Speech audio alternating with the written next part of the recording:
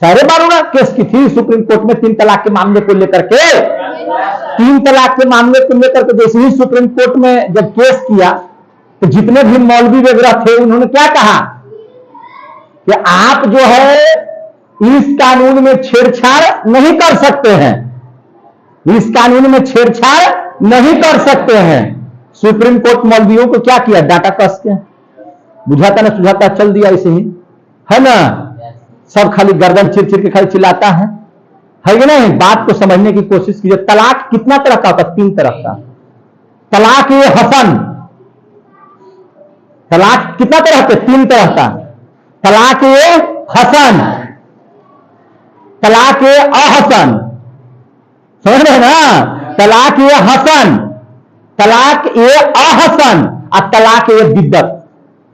बात समझ आ रही ना। तो उन्होंने कहा, संविधान ने कहा कि हम आपके तलाक को छेड़छाड़ नहीं कर रहे हैं, लेकिन उस तलाक में छेड़छाड़ कर रहे हैं जिसमें हजारों मुस्लिम लड़कियों को या मुस्लिम औरतों को, है ना, कहीं का रहने नहीं दिया गया हो।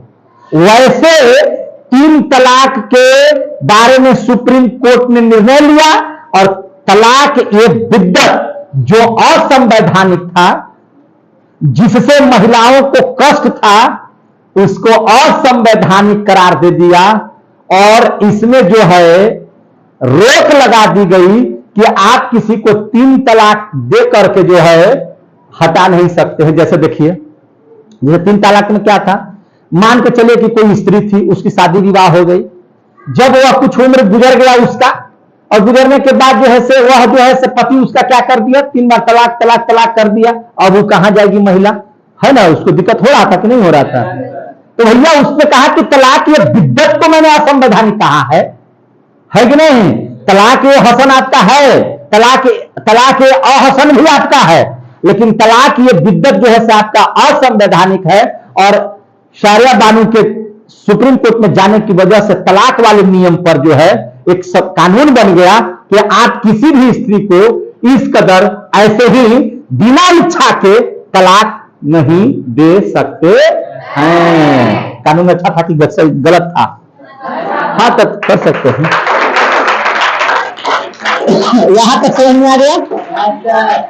जैसे देखिए, जब संविधान के पहले भी कुछ कानून थे जो पर्सनल लॉ के अंतर्गत में आते थे भैया, कुछ था ना, जैसे हिंदू का अलग था कुछ कानून, कुछ मुसलमान का कानून था। मुसलमान अपने कानून से चलते थे, कुछ हिंदू अपने कानून से चलते थे, है कि नहीं। देखिए, इसी में एक चीज और बताते हैं कि एक एजुकेशन एक्ट था पहले, एक एजुकेशन एक्ट लाया गया था पहले। क्या लाया गया था? अब सोचिए ना कि उसमें था क्या चीज। आप कितना सोच रहे कितना मैंने बेकार था वो कानून। क्या भाई, तो दलित, महादलित, हरिजन, है ना, जो निम्न जाति के लोग हैं, उनके बच्चे स्कूल में आएंगे तो गेट के बाहर से पढ़ेंगे। बात समझ आ गई ना।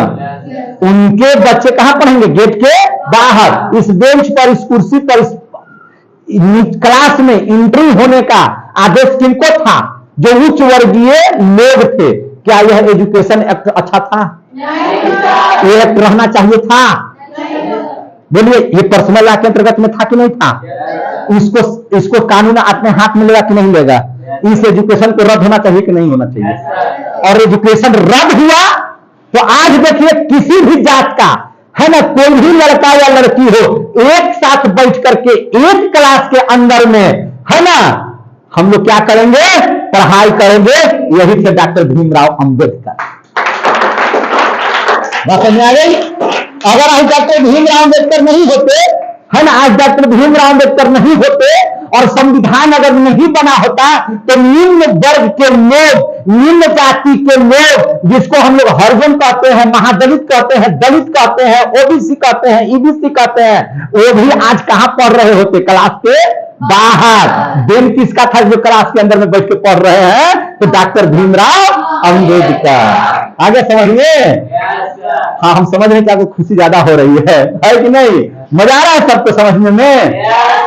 और इस कानून को लेकर के काफी बहस हुई है कि नहीं? लेकिन डॉक्टर भीमराव अंबेडकर ने इसको समझाने में, हम लोगों का ना संविधान इतना तगड़ा है यह दुनिया के सभी देशों से सबसे अच्छा कानून क्यों माना जाता है? अरे भैया, हमने सब में से बेस्ट निकाल लिया है। सभी देशों के कानूनों से जो बेस्ट था, जो सबसे अच्छा चीज था, हम लोग उसको क्या किए? लेते चले गए। हम लोग क्या करते चले गए? लेते चले गए। इसीलिए मेरा कानून जो है सबसे बढ़िया कानून माना जाता है। बात समझ आ गई ना? तो भीमराव अंबेडकर ने अनुच्छेद अगर 13 नहीं रहता तो मुस्लिम महिलाओं को आज जो कष्ट है, मैंने जो कष्ट में झेल रहे थे पहले मुस्लिम महिलाएं, वो आज भी जारी रहता कि नहीं जारी रहता? आज भी दलित के बच्चे कहां रहते? बाहर रहते कि नहीं रहते? बोलिए, समझ में आ रही है बात?